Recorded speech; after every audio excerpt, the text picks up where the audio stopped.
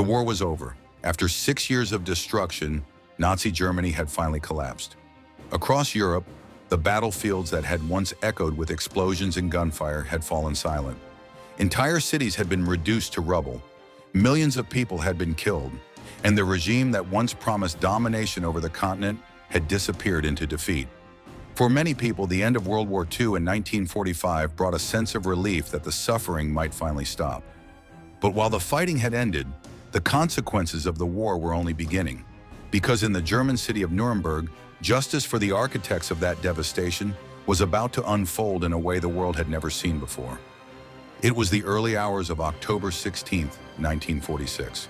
Inside the walls of Nuremberg Prison, a large gymnasium had been transformed into an execution chamber. 2 tall wooden gallows had been built there. Thick ropes hung from the beams above, perfectly still in the quiet air. Guards stood along the walls, their faces serious and silent. A small group of witnesses, military officials, prison authorities, and journalists waited calmly, knowing they were about to watch the final punishment of men who had once controlled one of the most powerful regimes in the world. Soon the doors would open, and one of those men would walk into the room. For years, Wilhelm Keitel had stood near the center of Nazi Germany's military command. As head of the German High Command, when he had worked closely with Adolf Hitler and helped coordinate the operations of Germany's armed forces during the most destructive conflict in human history. But now the war was over. The regime he had served had collapsed, and the man who once helped command millions of soldiers was about to face the rope. Wilhelm Keitel had been born in 1882 in northern Germany. His early life was quiet and rural, far removed from the political storms that would later shape his destiny. His family lived on farmland, and his upbringing reflected the disciplined values common in German society at the time. As a young man, Keitel chose a career in the military. At the beginning of the 20th century, joining the army was often seen as a path towards stability, honor, and advancement.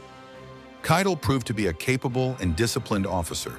He was not known for dramatic battlefield heroics, but he possessed qualities that military organizations valued deeply: organization, patience, and the ability to manage complex systems of command.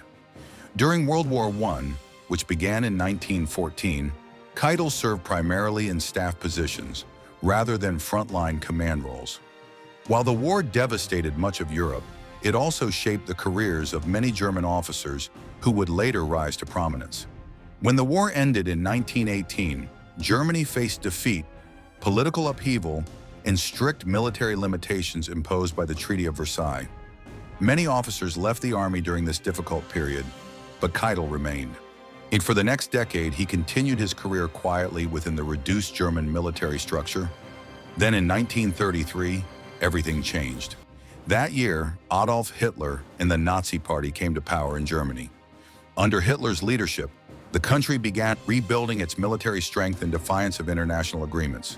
Officers who demonstrated loyalty and efficiency quickly found opportunities to rise through the ranks. Wilhelm Keitel was one of those officers. His administrative skills and willingness to carry out directives made him useful to the rapidly expanding military leadership of Nazi Germany. By the late 1930s, Keitel had been promoted to one of the most powerful positions in the German armed forces. As head of the High Command, he served as a central link between Hitler and the military leadership.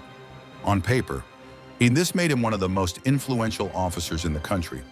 But within the ranks of the German military, his reputation was complicated. Some generals believed Keitel rarely challenged Hitler's decisions. Instead, they felt he approved nearly every directive that came from the dictator's office. Behind closed doors, certain officers even mocked him for his unwavering loyalty. Despite these criticisms, Keitel remained firmly in power. When World War II began in 1939, Germany launched a series of rapid military campaigns that stunned much of the world. Poland fell first, followed by Denmark, Norway, the Netherlands, Belgium, and France. For a time, it appeared that Nazi Germany might dominate the continent.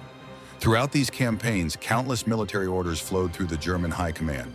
Many of those documents carried Keitel's signature. Some of these directives dealt with traditional military strategy.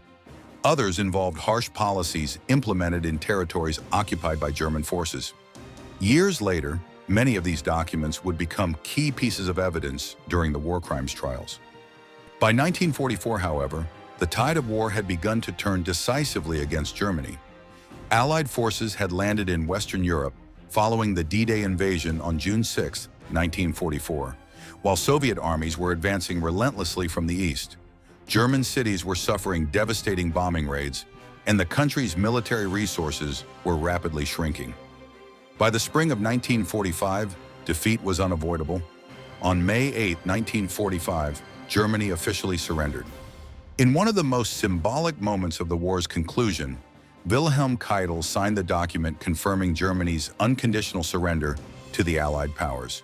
For millions across Europe, the war was finally over. But for Keitel, his role in the conflict was about to be examined under the scrutiny of international law.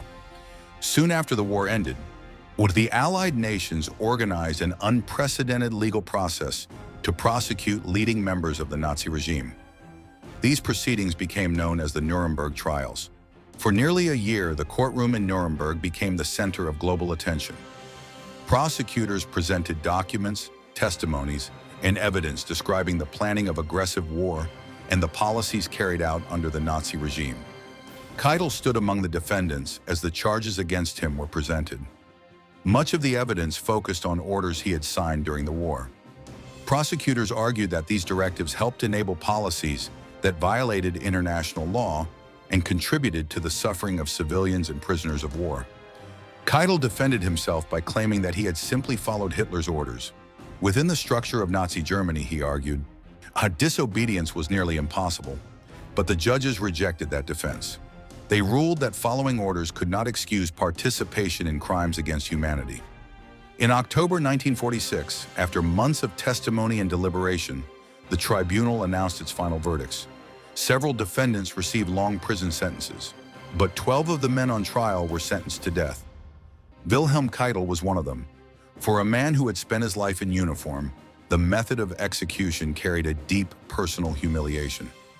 Keitel requested to be executed by firing squad, a method traditionally associated with military justice. The tribunal denied the request. The sentence would be carried out by hanging. Shortly after midnight on October 16, 1946, preparations began inside Nuremberg Prison. One by one, the condemned prisoners were escorted from their cells to the gymnasium where the gallows stood waiting. Witnesses watched quietly as each man was brought forward. When Wilhelm Keitel entered the room, observers later reported that he appeared composed and controlled. The former field marshal walked toward the platform beneath the rope. He was 64 years old. Only a year earlier, he had been one of the highest-ranking officers in Nazi Germany. Now he faced the end of his life beneath the gallows. Before the execution began, Keitel was allowed to make a brief final statement. Then the executioner stepped forward. The noose was placed around his neck. A hood was lowered over his head. The room fell completely silent. Then the trapdoor opened. Keitel dropped through the platform beneath the gallows, but the execution did not end instantly. When the drop failed to break his neck immediately, causing the process to last longer than expected. Witnesses later described the scene as grim and deeply uncomfortable as several minutes passed before the prison doctor finally confirmed that Wilhelm Keitel had died. With that moment, the life of one of Nazi Germany's most senior military leaders came to an end. The executions carried out that night marked the final act of the Nuremberg Trials. These trials established a powerful legal precedent that would influence international law for decades. They made clear that individuals in positions of authority could be held personally responsible for the actions carried out under their command. For Wilhelm Keitel, that principle came too late.